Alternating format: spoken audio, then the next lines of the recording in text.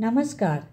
आज मैं सुना रही हूँ रविंद्रनाथ टैगोर जी की कहानी कवि का हृदय। चांदनी रात में भगवान विष्णु बैठे मन ही मन गुनगुना रहे थे। मैं विचार किया करता था कि मनुष्य सृष्टि का सबसे सुंदर निर्माण है, किंतु मेरा विचार भ्रामक सिद्ध हुआ। कमल के उस फूल को जो वायु के झोंकों से हिलता है, मैं देख रहा हूँ कि वह संपूर्ण जीव मात्र से कितना अधिक पवित्र और सुंदर है। उसकी पंखुड़ियाँ अभी अभी प्रकाश से खिली हैं। वह एक आकर्षक है और मैं अपनी दृष्टि उस पर से नहीं हटा सकता। हाँ, मानवों में इसके समान कोई वस्तु विद्यमान नहीं। विष्णु भगवान ने एक ठंडी सांस खींची। उसके पश्चात सोचने लगे, आखिर किस प्रकार मुझको अपनी शक्ति से एक नवीन अस्तित्व उत्पन्न करना चाहिए, जो मनुष्यों में ऐसा हो जैसा कि फूलों में कमल है, जो आकाश और पृथ्वी दोनों के लिए सुख तथा प्रसन्नता का कारण बने। ऐ कमल, तू एक सुंदर युवती के रूप में परिवर्तित हो जा और मेरे सामने खड़ा हो। जल में एक हल्की सी लहर उत्पन्न हुई, जैसे कृष्ण चिड़िया के पंखों से प्रकट होती है। रात अधिक प्रकाशमान हो गई। चंद्रमा पूरे प्रकाश के साथ चमकने लगा, किंतु कुछ समय पश्चात सहसा सब मौन रह गए। जादू पूरा हो गया। भगवान के सम्मुख कमल मानवीय रूप में खड़ा था। वह ऐसा सुंदर रूप था कि स्वयं देवता को भी देखकर आश्चर्य हुआ। उस रूपवती को संबोधित करके विष्णु भगवान बोले, तुम इसके पहले सरोवर का फूल थी, अब मेरी कल्पना का फूल हो, बातें करो। सुंदर युवती ने बहुत धीरे से बोलना आरंभ किया। उसका स्वर ठीक ऐसा था जैसे कमल की पंखुड़ियाँ प्रातः समीरण के झोंकों से बज उठती हैं।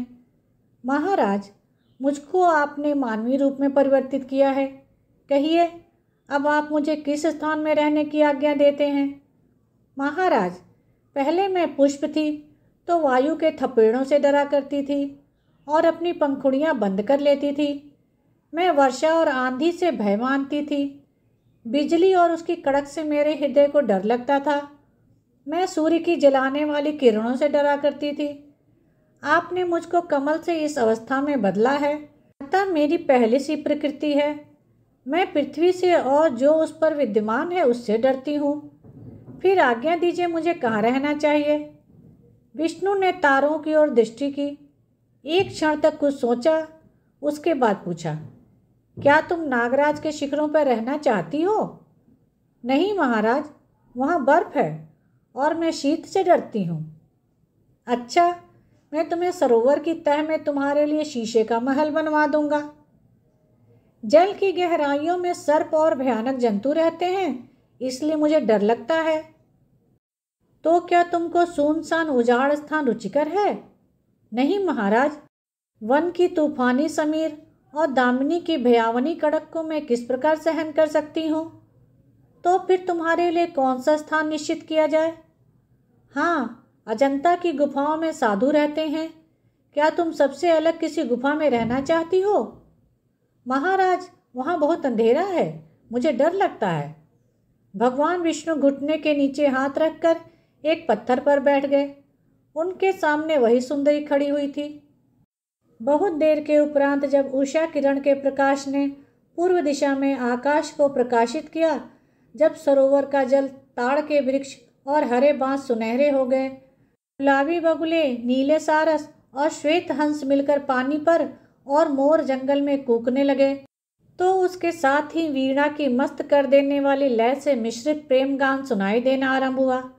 भगवान अब तक संसार की चिंता में संलग्न थे, अब चौंके और कहा, देखो, कवि वाल्मीकि सूर्य को नमस्कार कर रहा है।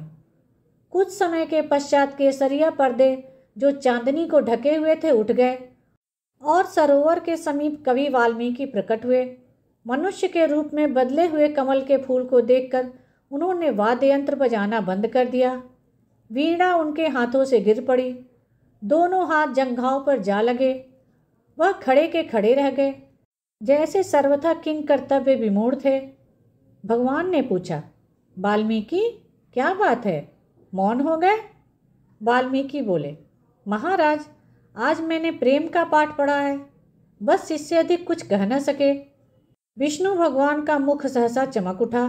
उन्होंने कहा, सुंदर कामिनी, मुझको तेरे लिए योग्य स्थान मिल गया है। जा कवि के हृदय में निवास कर। भगवान ने वाल्मीकि के हृदय को शीशे के समान निर्मल बना दिया था। वह सुंदरी अपने निर्वाचित स्थान में प्रविष्ट हो रही थी, किंतु जैसे ही उसने वाल्मीकि के हृदय की गहराई को मापा, उसका मुख पीला पड़ गया और उस पर भय छा गया। देवता को आश्चर्य हुआ। बोले, क्या कवि हृदय में भी रहने से डरती हो? महाराज, आपने मुझे किस स्थान पर रहने की आज्ञा दी है?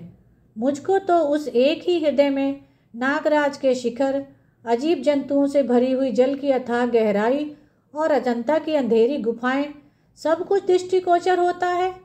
इसीलिए महाराज मैं भयभीत होती हूँ। यह सुनकर विष्णु भगवान मुस्कुराए और बोले, मनुष्य के रूप में परिवर्तित सुमन रख। यदि कवि के हृदय में हिम है तो तुम बसंत ऋतु की उष्ण समीर का झोंका बन जाओगी, जो हिम को भी पिघला देगी। यदि उसमें जल की गहराई है तो तुम उस गहराई में मोती बन जाओगी। यदि निर्जन वन है तो तुम उसमें सुख और शांति के बीज बो दोगी। यदि अजंता की गुफा है तो तुम उसके अंधेरे में सूर्य की किरण बन के चमकोगी। कवि ने इस बीच में बोलने की शक्ति प्राप्त कर ली थी। उसकी ओर देखते हुए भगवान विष्णु ने इतना और कहा, जाओ, यह वस्तु तुम्हें देता हूँ, इसे लो और सुखी रहो। धन्यवाद। मेरे चैनल को लाइक करें, शेयर करें और सब्सक्राइब करें, जिससे सभी कहानियाँ समय पर मिल जाएं।